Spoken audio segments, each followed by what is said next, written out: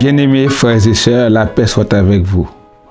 En ce dernier jour du mois de janvier, nous allons suivre une parole pour entamer le nouveau mois, le mois de février, cette semaine. Cette parole se trouve dans 3 Jean 1er, verset 2, ou bien 3 Jean, verset 2. Bien-aimé, je souhaite que tu prospères à tous égards et sois en bonne santé comme prospère l'état de ton âme. La prospérité chrétienne. Oui, Dieu veut que les croyants soient en bonne santé, que les croyants prospèrent, que la vie des croyants soit accompagnée de grâce, de bénédiction. Il veut que nous prospérions en toutes choses. Dans notre travail, dans notre santé, dans notre ministère et en tout, dans notre famille, il veut que nous prospérions.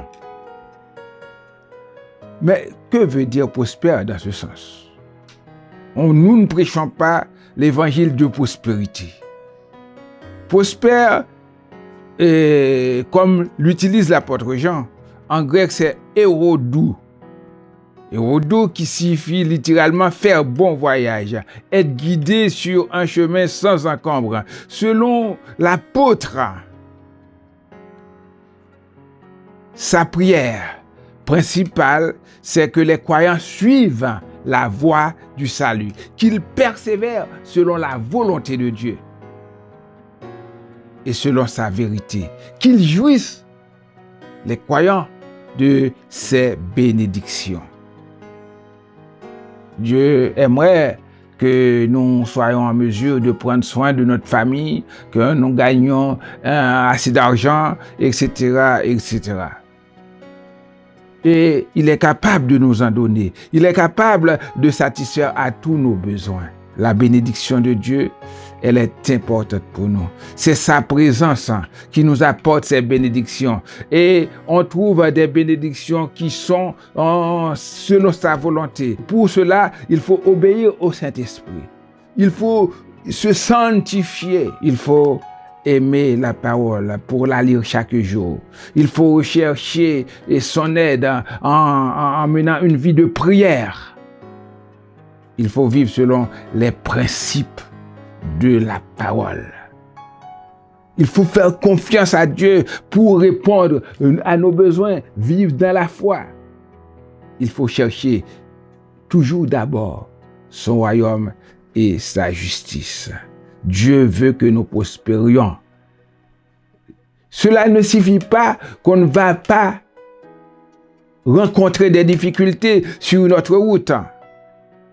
Même si nos âmes prospèrent, cela ne veut pas dire que l'adversité ne va pas intervenir, qu'il ne va pas avoir des afflictions,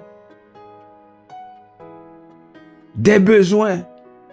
Mais quand notre âme prospère, comme tout, nous faisons confiance à Dieu, qui est là pour prendre soin de nous, qui est là pour veiller sur nous, et nous comptons sur lui pour satisfaire tous nos besoins. La prospérité chrétienne. Dieu veut que nous prospérions à tous égards, selon Jean. L'apôtre veut que nous prospérions à tous égards.